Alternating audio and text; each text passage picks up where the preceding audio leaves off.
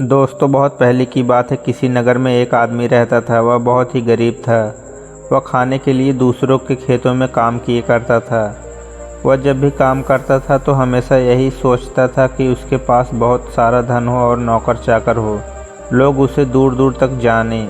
उसके मन में यही इच्छाएं चलती रहती थी। वह खेतों में काम करके आ रहा था, तभी उसने सोचा कि थोड़ा आराम कर लूं। वह एक पेड़ के पास बैठ गया। तभी उसने देखा कि कुछ सन्यासी चले आ रहे हैं। जब उसके पास सन्यासी आ गए तब वह आदमी हाथ जोड़कर खड़ा हुआ और बोला कि हे महात्मा, आप सब थक गए होंगे, कृपया करके आप सब थोड़ा आराम कर लो। उन सन्यासी में से महात्मा बुद्ध भी थे और उनके शिष्य भी थे। आदमी ने बोला, मैं आपके लिए कुछ खाने की व्यवस्था भी नहीं कर सकता, मेरे पास कुछ भी नहीं है, मैं आपके लिए क्या कर सकता हूँ। बुद्ध ने बोला, तुम कुछ मत करो, हम लोग थोड़ी देर में चले जाएंगे, तुम चिंता मत करो। आदमी ने कहा, पता नहीं कब मेरी सारी इच्छाएं पूरी होंगी। बुद्ध ने बोला, कैसी इच्छाएं हैं तुम्हारी? आदमी ने कहा, जाने दो, आप क्या करेंगे जानकर, मेरी इच्छाएं पूरी करना आपके बस का नहीं है। महात्मा बुद्ध ने कहा, ठीक है, मैं पूरी नहीं कर सकता लेकिन सुन तो सकता हूँ। आदमी ने अपनी सारी इच्छाएं बुद्ध को बताई। बुद्ध सुनकर हंसने लगे। आदमी ने बोला कि महात्मा, आप हंस क्यों रहे हैं? बुद्ध ने कहा, मनुष्य की इच्छाओं का कभी अंत नहीं है, ये कोई भी पूरा नहीं कर सकता। आदमी ने कहा, मतलब? बुद्ध ने कहा, मैं तुम्हें एक कहानी सुनाता हूँ, शायद तुम जान जाओ। एक बार की बात है, एक साधु ने एक राजा के द्वार पर दस्तक दी। सुबह का समय था और राजा अपने बगीचे में घूमने निकला था। संयोग की बात थी कि साधु को सामने ही राजा मिल गया। राजा को सामने देखते ही साधु ने अपना पात्र उसके सामने रख दिया। राजा ने कहा, क्या चाहते हो? साधु ने बड़ी विनम्रता से कहा, कुछ भी दे दो, बस शर्त यही है कि मेरा पात्र पूरा भर जाए।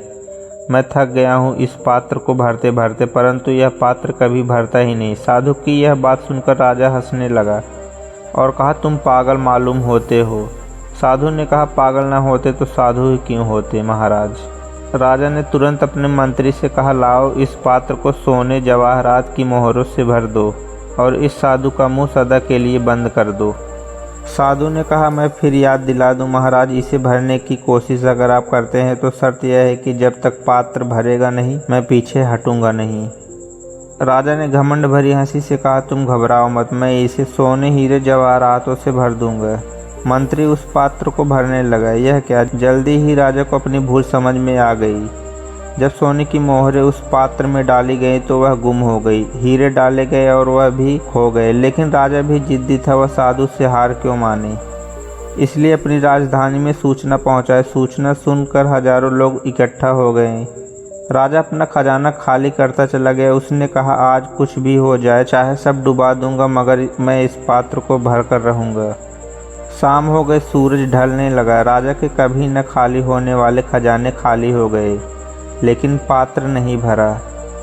राजा आश्चर्यचकित हो गया और साधु के चरणों में गिर गया और कहा, मुझे क्षमा कर दो, आज मेरा सारा घमंड चूर चूर हो गया। मैं तो सोचता था कि मेरे पास बहुत खजाना है, लेकिन यह आपके छोटे से पात्र को भी नहीं भर पाया।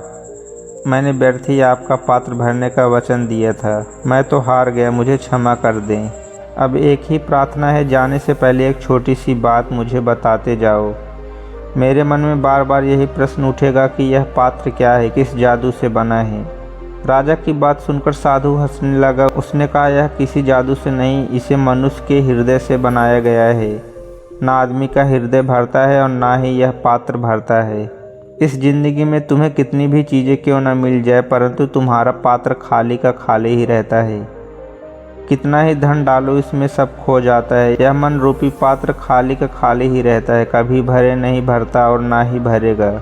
अगर इसे सचमुच भरना है तो यह तो केवल परमात्मा से ही भरेगा, क्योंकि जिस तरह हमारे मन की प्यास अनंत है, हमारा परमात्मा भी अनंत है और अनंत को सिर्फ अनंत ही भर सकता है, कोई और नहीं।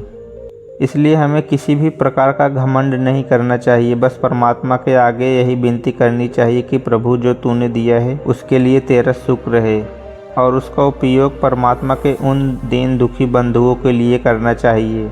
अपने हृदय को विशाल रखते हुए सबकी मदद करनी चाहिए, तभी हम उस परमात्मा की खुशी हासिल कर पाएंगे। सुनो हर एक की और हर एक से सीखो, क्योंकि हर कोई सब कुछ नहीं जानता, परंतु हर व्यक्ति कुछ न कुछ जरूर जानता है। स्वभाव रखना है तो उस दीपक की तरह रखना चाहिए जो एक राजा के महल में भी उतनी ही रोशनी देता है जितनी कि किसी गरीब की झोपड़ी में। वह विशाल हृदय वाला दीपक कभी भी अपना प्रकाश फैलाने में कोई भी भेदभाव नहीं करता। अगर आपको यह वीडियो अच्छा लगा हो तो नीचे कमेंट करके हमें ज़रूर बताएं। तो मिलते हैं अगले वीडियो में।